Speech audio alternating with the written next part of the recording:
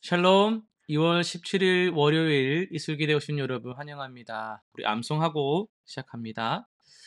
여호와여, 그러하여도 나는 주께 의지하고 말하기를 주는 내 하나님이시라 하였나이다. 나의 앞날이 주의 손에 있사오니 내 원수들과 나를 핍박하는 자들의 손에서 나를 건져 주소서. 한 번 더 합니다. 여호와여, 그러하여도 나는 주께 의지하고 말하기를 주는 내 하나님이시라 하였나이다. 나의 앞날이 주의 손에 있사오니 내 원수들과 나를 핍박하는 자들의 손에서 나를 건져 주소서. 아멘. 네, 오늘 우리가 살펴볼 말씀은 창세기 50장, 그리고 누가복음 3장, 욥기 16, 17장, 고린도전서 4장입니다. 네 본문을 행위라는 주제를 통해서 살펴보도록 하겠습니다. 먼저 창세기 50장을 보시면요. 요셉의 덕스러운 행위가 나오죠. 요셉의 이야기를 보면은 정말 놀라운 점을 발견하게 됩니다. 자신을 노예로 잠시만요.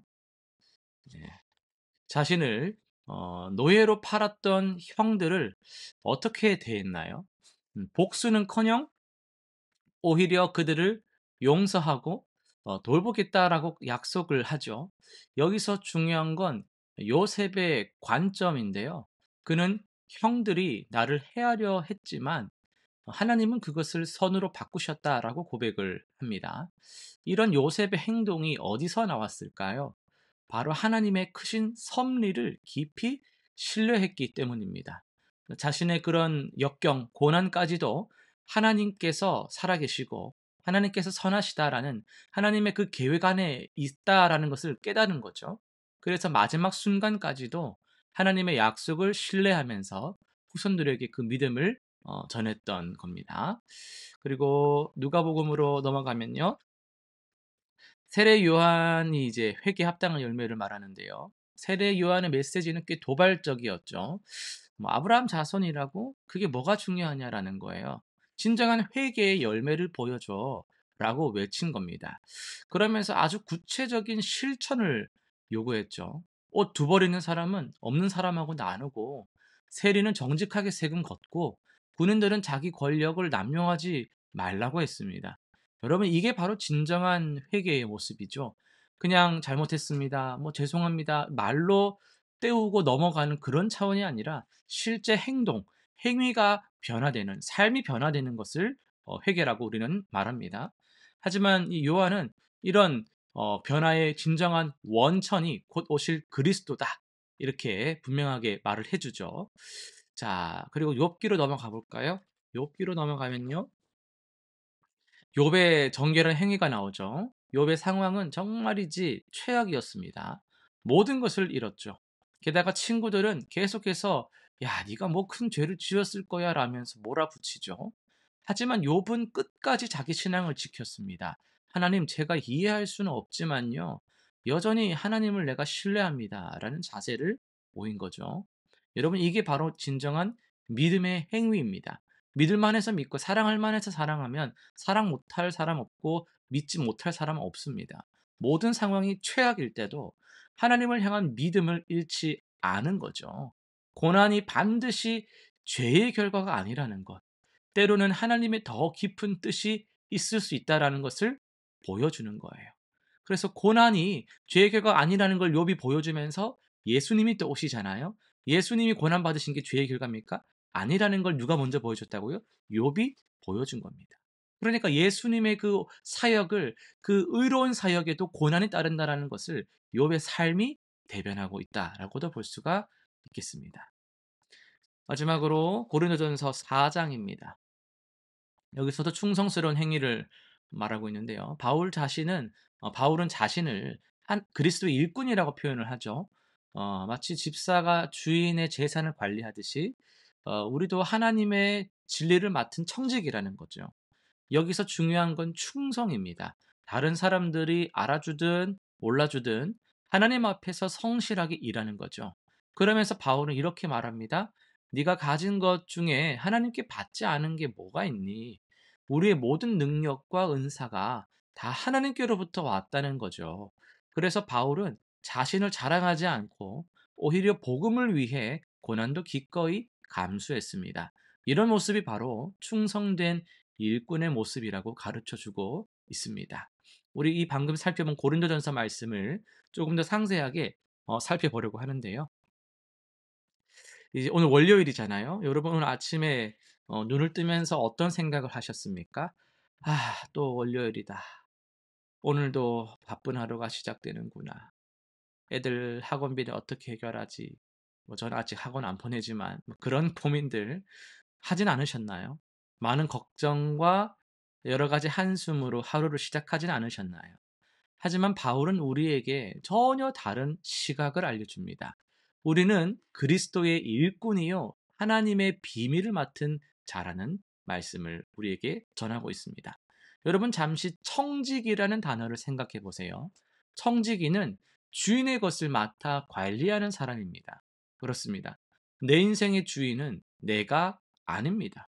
내 시간의 주인도, 내 재능의 주인도, 내 물질의 주인도 내가 아닙니다. 모두 하나님께서 나에게 맡기신 것들이죠. 오늘 아침 출근길에 만나는 모든 사람들, 책상 위에 쌓인 업무들, 통장 잔고에 있는 숫자들, 이 모든 것이 하나님께서 우리에게 맡기신 것들이라는 거예요. 이런 관점의 변화는 우리의 하루를 완전히 다르게 만듭니다. 직장에서나 학교에서, 가정에서 우리는 늘 누군가의 시선을 의식하죠. 과장님의 눈치를 봐야 하고, 다른 엄마들이 나를 어떻게 볼까 생각도 해보다가, 우리 애가 보면은 좀 다른 애들보다 좀 이게 좀 뒤처지는 것 같기도 하고, SNS를 계속 하다 보니까 다들 잘 사는 것 같은데 나만 좀 형편없는 것 같아 보이고, 우리는 매일매일 수많은 시선과 평가에 짓눌리고 있을 때가 있죠. 때론 그것이 우리를 숨막히게 합니다.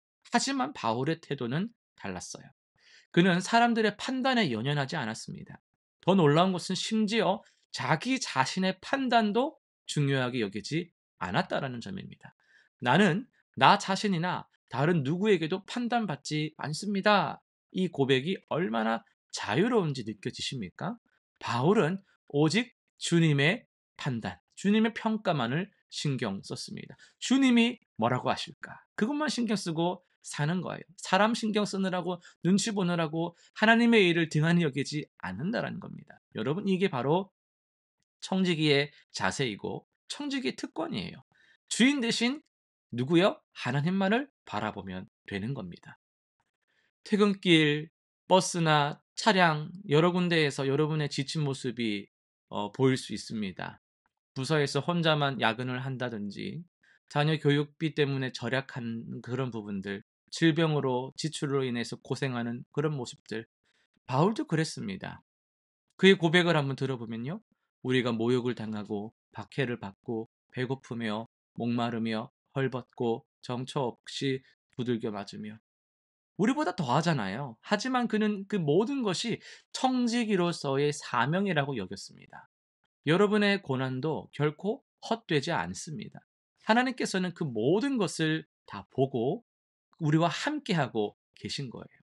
바울은 고린도 교인들을 향해서 이렇게 말을 합니다. 너희는 내 사랑하는 자녀들이라. 청지기는 단순히 명령받은 대로만 하는 로보트가 아닙니다.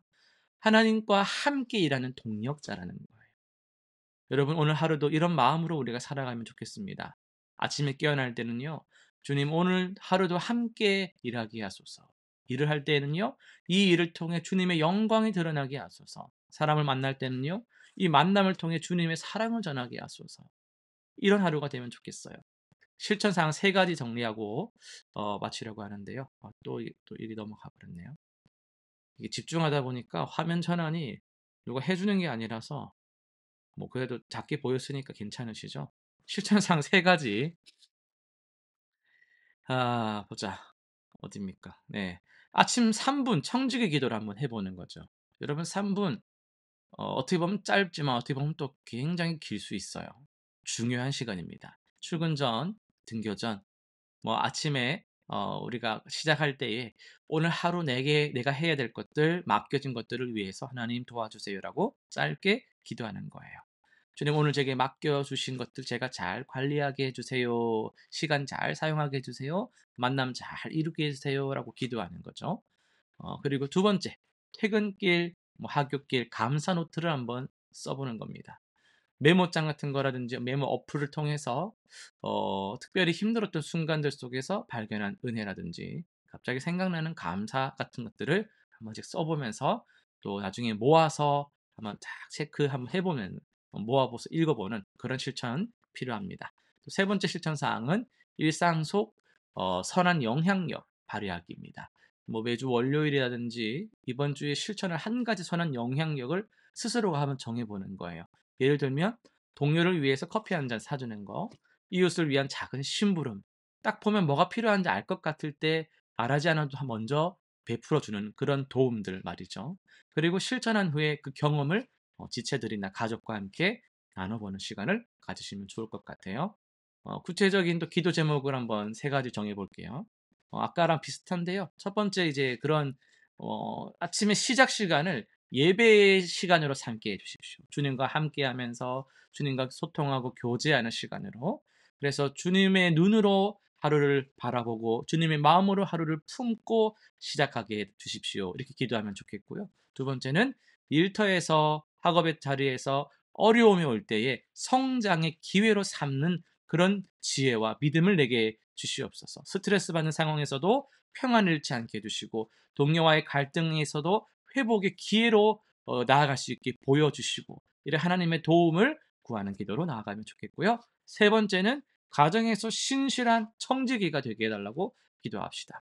배우자와 자녀들에게 또 부모님에게 그리스도의 사랑을 전하게 하소서 이렇게 기도하면 좋겠습니다. 가정 경제를 지혜롭게 또 관리해야 되겠죠. 매일 저녁 식탁이 또 감사와 나눔의 자리, 각자가 맡은 바들을 충실하게 잘 또 소화해낸 그런 일들을 나누는 자리가 되게 하소서. 이렇게 기도하는 우리 모두가 되기를 간절히 소망합니다. 기도하고 마치겠습니다. 감사하신 하나님 아버지, 오늘도 우리의 행위가 주님 앞에 있기를 간절히 소원합니다. 하나님 앞에서 살아갈 때에 우리의 중심이 바로 서게 하시고 하루의 시작 시간을 주님 앞에 올려드리며 우리의 일터에서 일어나는 모든 만남들, 순간들 주님께 의탁하며 주님을 의지하는 하루 되게 하여 주옵소서. 욥이 그 의로운 삶 속에서도 고난 받았던 것처럼 때론 성도의 삶 속에 어려움이 찾아올 때라도 우리가 믿음 잃지 않고 주님 앞에 온전한 행위로 나아가는 성숙한 믿음의 일꾼들 되게 하여 주옵소서. 감사드리며 예수님의 이름으로 기도합니다. 아멘.